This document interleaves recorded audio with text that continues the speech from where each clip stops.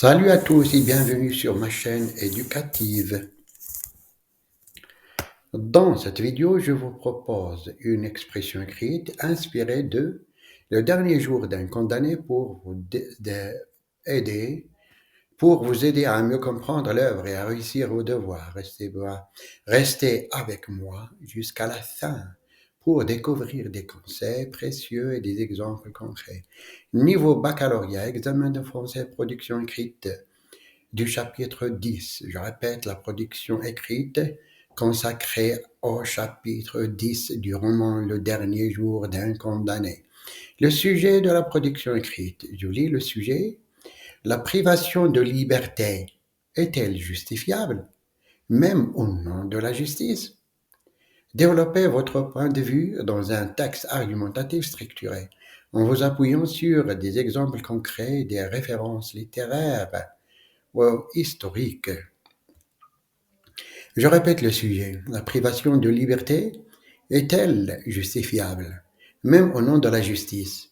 Développez votre point de vue dans un texte argumentatif structuré, en vous appuyant sur des exemples concrets et des références littéraires ou historiques, critères de la correction, conformité à la consigne, cohérence de l'argumentation, organisation du texte, correction de la langue et mise en page et ponctuation. Passons maintenant à la correction de la production écrite possible. La privation de liberté, nécessité ou atteinte aux droits fondamentaux. La privation de liberté, nécessité ou atteinte aux droits fondamentaux. Le débat autour de la privation de liberté soulève des questions essentielles sur l'équilibre entre justice et respect des droits fondamentaux. D'un côté, il est indispensable de sanctionner les comportements dangereux pour protéger la société. De l'autre, la liberté est un droit fondamental dont la restriction doit être justifiée et encadrée. Comment alors concilier ces deux impératifs? La privation de liberté est-elle une nécessité incontournable ou une atteinte excessive aux droits individuels? 1. La protection de la société. La première justification de la privation de liberté est la protection des citoyens. En mettant à l'écart les individus dangereux, la société limite les risques de récidive et garantit la sécurité collective. De plus, la peur d'une peine de prison peut avoir un effet dissuasif, freinant certains criminels potentiels dans leur passage à l'acte. 2. La réparation du préjudice. L'incarcération est aussi perçue comme une forme de réparation à la fois pour la victime et pour la société. La justice impose une sanction proportionnée à la gravité de l'acte, ce qui contribue à rétablir un certain équilibre. Cette approche repose sur le principe de rétribution. Celui qui enfreint la loi doit en subir les conséquences. La réinsertion du condamné.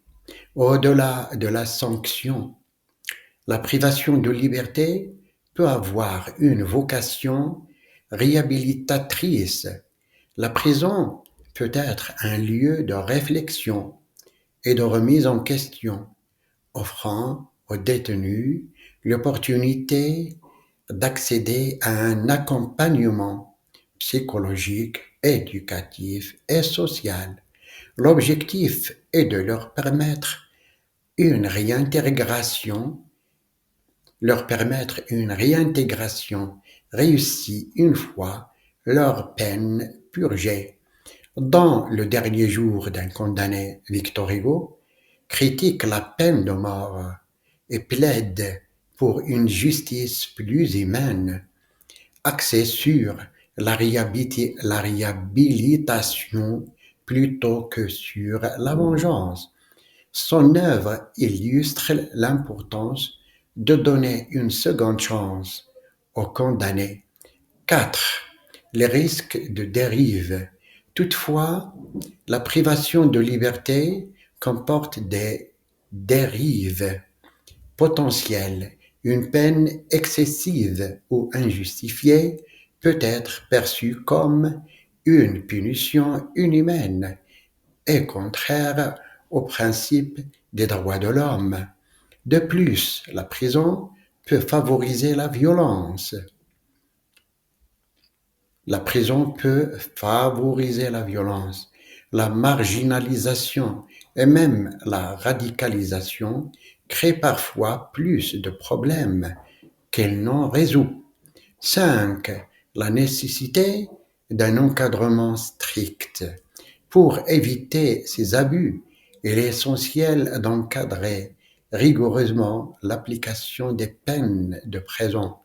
Celles-ci doivent être adaptées à la gravité des faits et à la personnalité du condamné.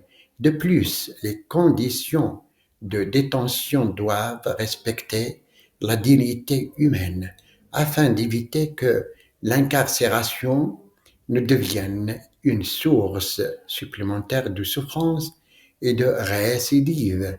En conclusion, la privation de liberté est un outil essentiel pour garantir la sécurité et sanctionner les infractions. Toutefois, elle ne doit jamais être utilisée de manière abusive ou disproportionnée. La justice doit trouver un équilibre entre punition et réhabilitation, en veillant à respecter les droits fondamentaux de chaque individu. Une société juste ne se définit pas seulement par sa capacité de punir, mais aussi par sa volonté de réinsérer et de donner une seconde chance. C'est fini. J'espère que vous avez désormais une meilleure compréhension de cette œuvre et des outils pour réussir vos devoirs et examens. Si cette vidéo vous a aidé, n'hésitez pas à laisser un like, à vous abonner, à activer la cloche pour ne pas manquer les prochaines vidéos sur la littérature et l'analyse de texte.